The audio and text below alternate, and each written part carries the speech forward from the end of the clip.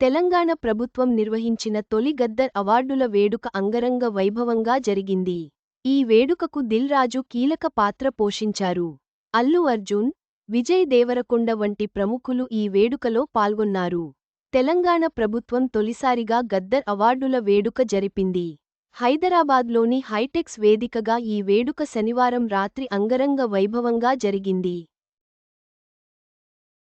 ఈ వేడుకకు అల్లు అర్జున్, విజయ్ దేవరకొండతో పాటు తెలంగాణ ముఖ్యమంత్రి రేవంత్ రెడ్డి, ఉపముఖ్యమంత్రి భట్టి విక్రమార్క సహా పలువురు సినీ, రాజకీయ ప్రముఖులు హాజరయ్యారు. ఈ వేడుకని దగ్గరుండి విజయవంతం చేసిన దిల్ రాజు తాజాగా మీడియాతో మాట్లాడారు. అవార్డ్స్ వేడుక సక్సెస్ అయినందుకు చాలా ఆనందంగా ఉందని అన్నారు. గద్దర్ అవార్డ్స్ ప్రదానోత్సవంపై ప్రెస్ మీట్ పెట్టిన దిల్ రాజు, గద్దర్ అవార్డ్స్ వేడుకలు నిన్న భారీ ఎత్తున నిర్వహించాం. ఆ ఈవెంట్ సక్సెస్ఫుల్గా జరిగింది. ఈ అవార్డ్స్ వేడుక కోసం గత 6 నెలలు నుంచి వర్క్ చేశాం.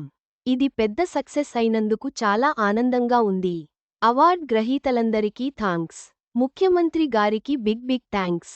ఇంత పెద్ద ఈవెంట్లో సీఎం 2 గంటలు పైన ఉన్నారు. త్వరలో ఏపీలో కూడా అవార్డ్స్ మొదలవుతాయి.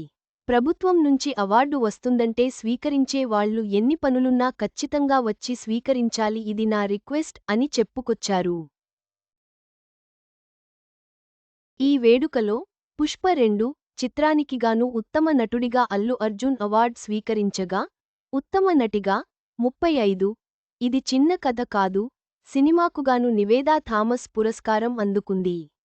గతేడాది అన్ని విభాగాలకు అవార్డులు బహుకరించగా 2014 నుంచి 2023 వరకు మాత్రం 3 ఉత్తమ చిత్రాల్ని ఎంపిక చేసి అవార్డ్స్ ఇచ్చారు. గ్రహీతలకు సిల్వర్ మొమెంటో, ప్రశంసాపత్రం, 5 లక్షల రూపాయలు మొత్తాన్ని అందజేశారు. గద్దర్ అవార్డుల వేడుక అంగరంగ వైభవంగా జరిగింది. దిల్ రాజు ఈ విజయవంతమైన ఈవెంట్కు కృషి చేసిన వారికి ధన్యవాదాలు తెలిపారు.